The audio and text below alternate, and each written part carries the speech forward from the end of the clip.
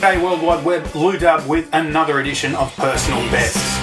I am sport. I am the ball. I am the bat. I am the jock. I am the bat. G'day Worldwide Web, Lou Dub with another edition of Personal Best.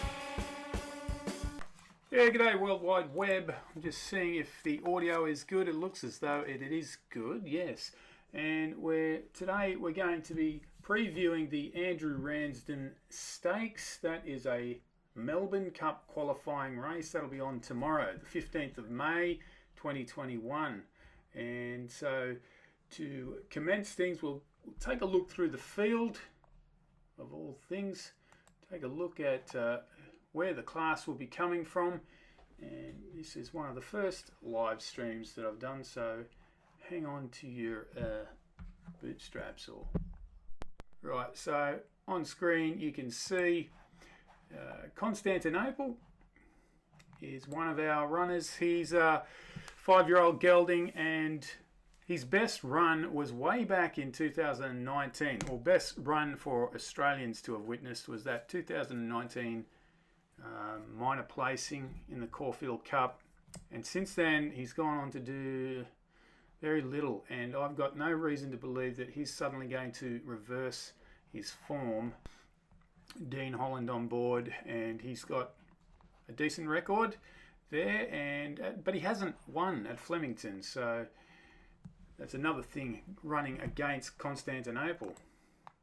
Now to number 2, we just transition there. It's Grand Promenade, a British import. There's plenty of imports in this race.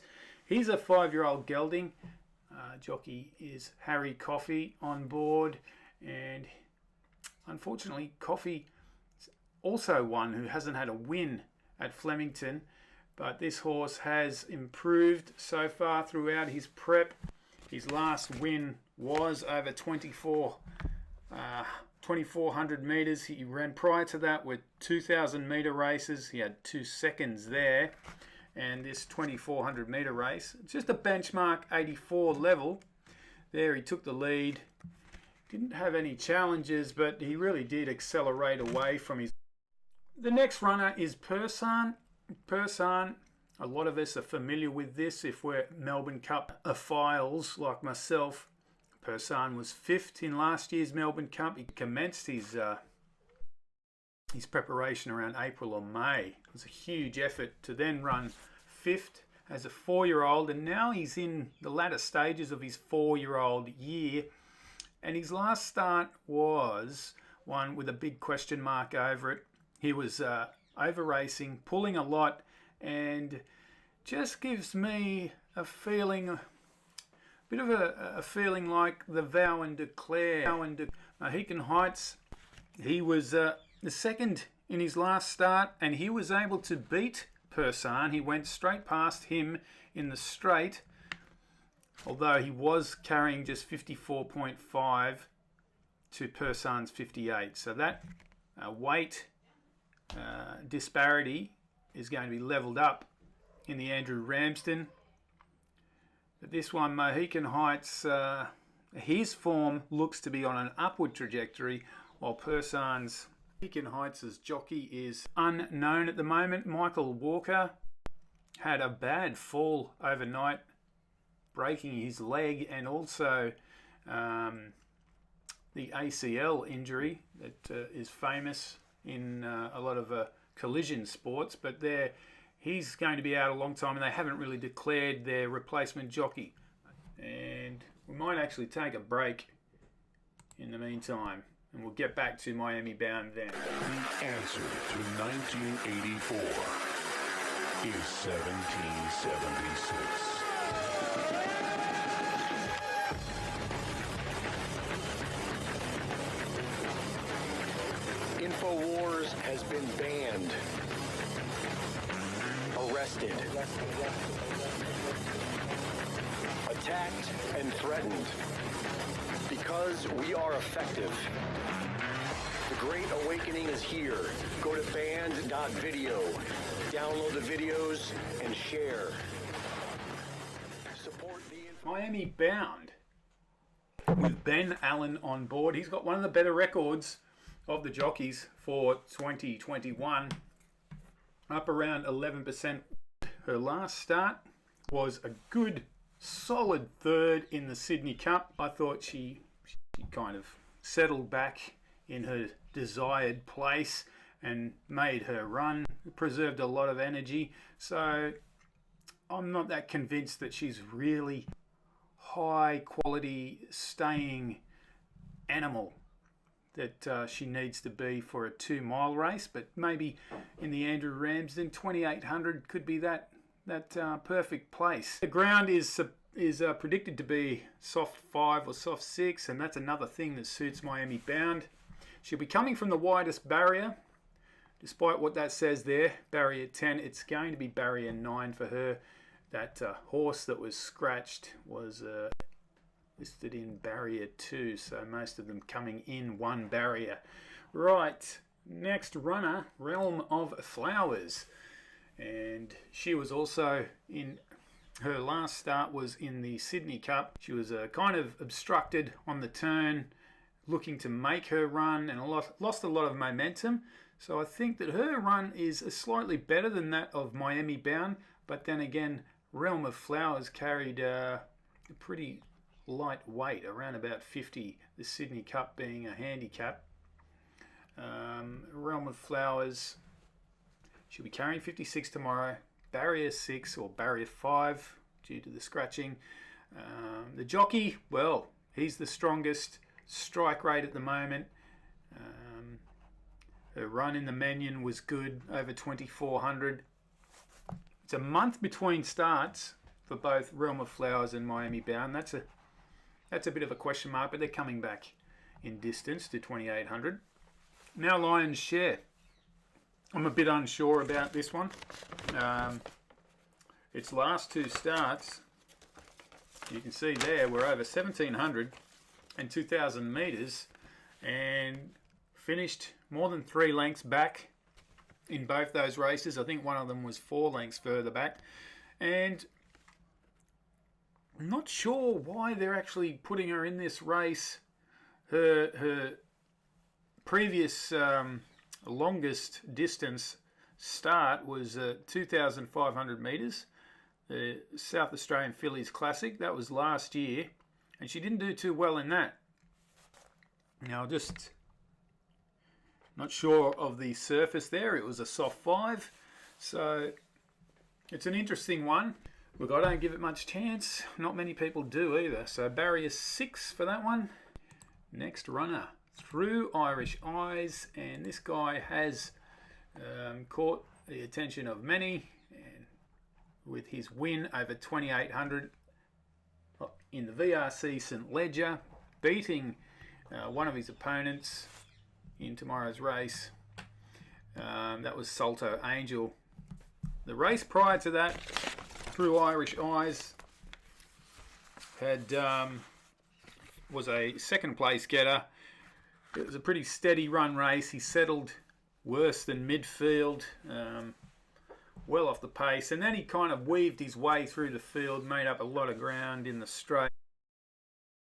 In that VRC St Ledger, he shifted out a lot, and he had it pretty cushy. So I'm not so convinced that he's going to run out 2800 at a bit of a higher tempo tomorrow. It's likely to be. So not that convinced by him. He's got a good barrier, barrier 3.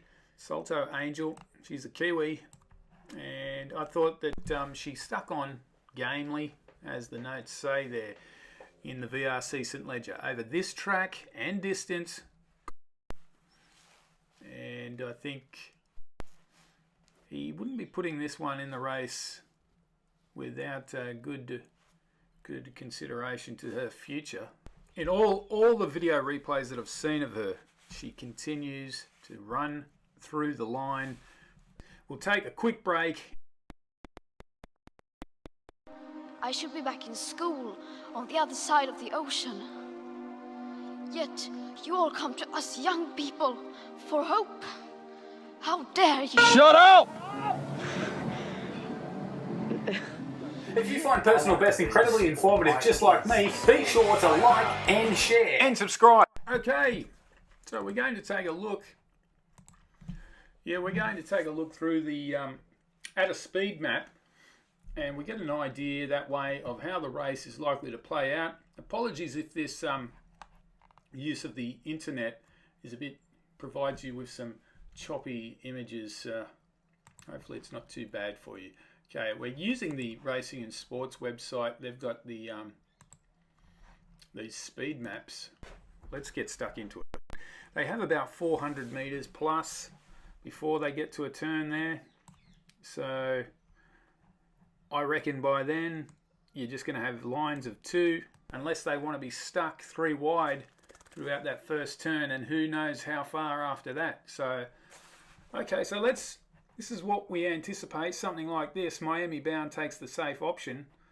He's going to increase the tempo, and again, we're anticipating in this run through that nobody's challenged him early on, so he'll be able to increase the tempo.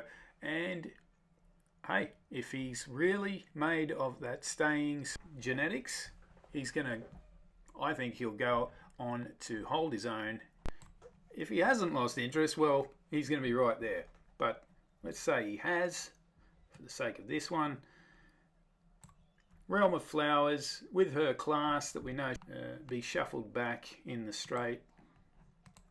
Mohican Heights may have run on. Yeah.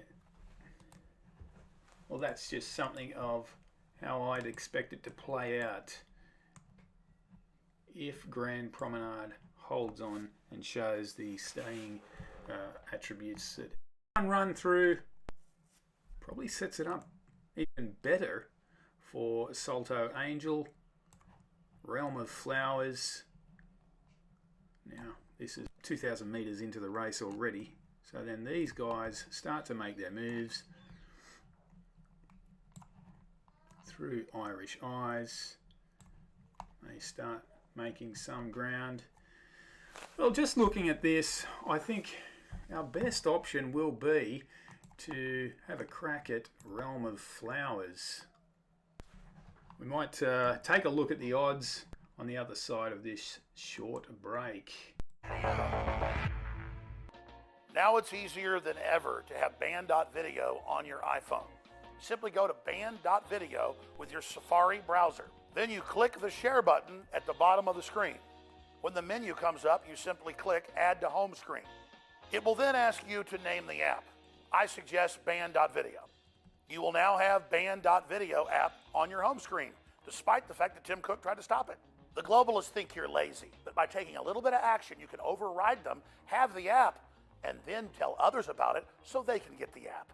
So it's up to you whether you want to defy big tech and click the share buttons below on your email, on Facebook, on Twitter, on YouTube, however you want. Be sure and share Band.video.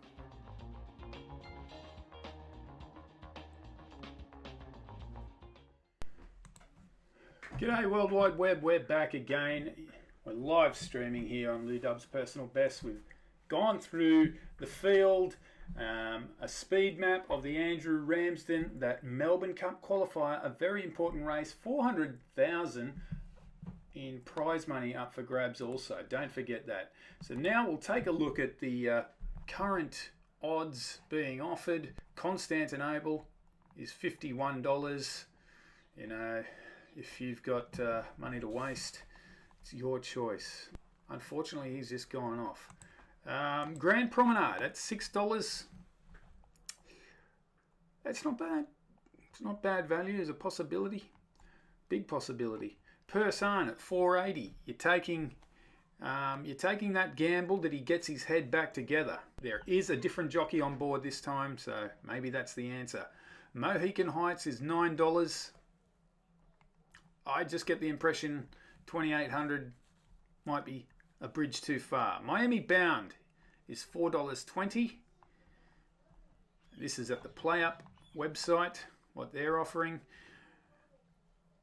Realm of Flowers, she's favourite, as I mentioned before, $3.80.